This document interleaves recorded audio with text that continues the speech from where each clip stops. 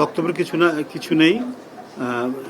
জাতীয় স্থায়ী কমিটির সদস্য জনাব নজরুল ইসলাম খান, মাননীয় প্রধানমন্ত্রীর রাজনৈতিক উপদেষ্টা, তিনি মূল কথা বলবেন। এদেশের একজন স্বনাম খ্যাত উনি শ্রমিক নেতা, আন্তর্জাতিক খ্যাতি সম্পন্ন। তো সুতরাং যেহেতু পহেলা মের কর্মসূচিটি মহান মে দিবস উপলক্ষে, তো সেই কারণে মূল বক্তব্য তিনি রাখবেন। ইতিমধ্যে নজরুল ভাই আপনাদের সামনে কর্মসূচি ঘোষণা করেছেন যে মহান মে দিবস উপলক্ষে জাতীয়তাবাদী শ্রমিক দল যে সমাবেশটি করবেন, সেই সমাবেশে প্রধান অতিথি হিসেবে উপস্থিত থাকবেন এদেশের গণতান্ত্রিক সংগ্রামের এক আপসহীন নেতা, বিএনপির চেয়ারম্যান এবং বাংলাদেশের গণপ্রজাতন্ত্রী বাংলাদেশের মাননীয় প্রধানমন্ত্রী জনাব তারেক রহমান।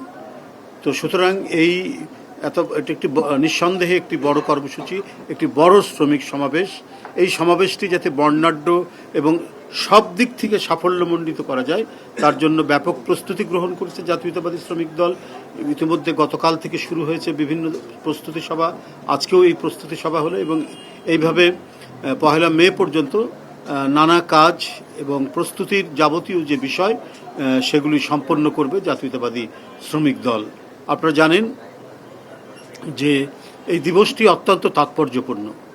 1886 সালের হে মার্কেট শিকাগো শহরে যে শ্রমিকরা 8 ঘন্টা তাদের যে শ্রমঘণ্টা করা এবং মজুরির জন্য তাদের যে সংগ্রাম এবং এদিকে গিয়ে যে আত্মহুতি, তো এইটা আজও সারা বিশ্বের শ্রমজীবী মানুষকে উদ্বেলিত করে, শ্রমজীবী মানুষকে উদ্দীপ্ত করে এবং তাদের অধিকার আদায়ের জন্য এটি আজও তাদেরকে প্রেরণা যোগায়। শুধু এটা শ্রমিক শ্রেণীর জন্য নয়, অধিকার হারা সারা বিশ্বের মানুষ এই মহান মে দিবসে তারা উদ্দীপ্ত হয় অধিকার ফিরে পাওয়ার জন্য। এই জন্যই বলেছি এটা অত্যন্ত তাৎপর্যপূর্ণ, এটা অত্যন্ত গুরুত্বপূর্ণ।